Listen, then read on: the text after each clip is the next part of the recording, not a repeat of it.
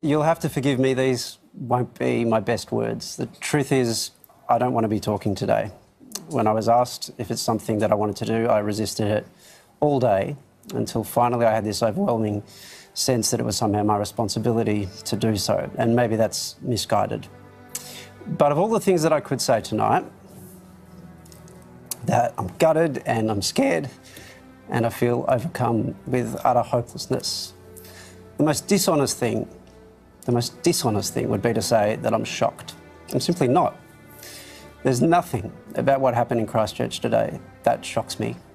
I wasn't shocked when 6 people were shot to death at a mosque in Quebec City 2 years ago. I wasn't shocked when a man drove a van into Finsbury Park Mosque in London about 6 months later.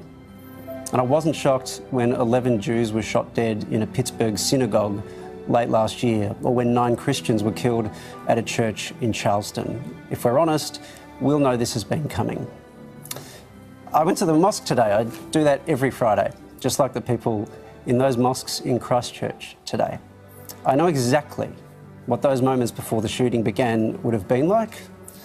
I know how quiet, how still, how introspective those people would have been before they were suddenly gunned down.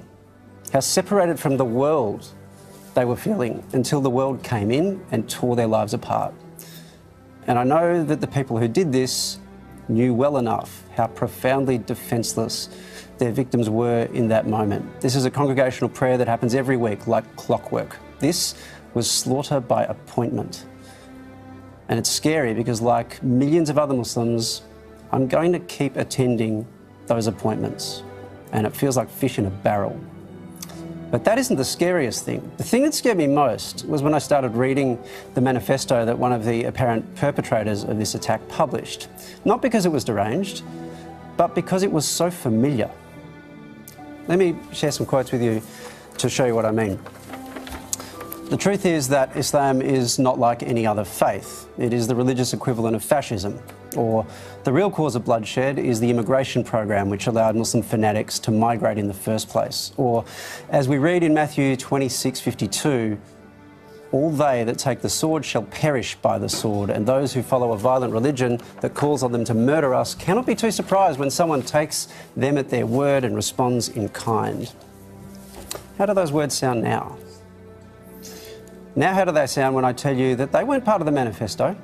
They were actually published today, after this terrorist attack, on an Australian parliamentary letterhead. And I know they came from someone who I don't particularly want to name at the moment, who all parties have denounced. I also know that the leader of one of those parties that denounced him once described Islam as a disease Australia needs to vaccinate. And even that party is kind of on the fringes, despite some valiant attempts by our media to change that.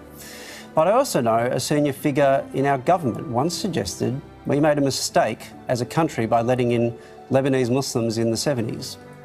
And I know there are media reports going back 8 years of a shadow cabinet meeting in which another senior politician suggested his party should use community concerns about Muslims in Australia failing to integrate as a political strategy.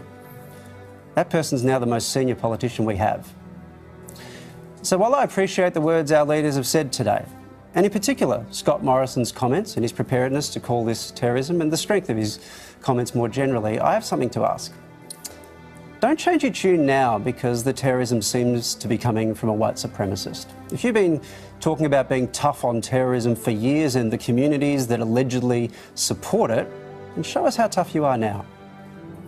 For mine, I'm going to say the same thing I said about 4 years ago after a horrific Islamist attack. Now we come together. Now we understand this is not a game. Terrorism doesn't choose its victims selectively.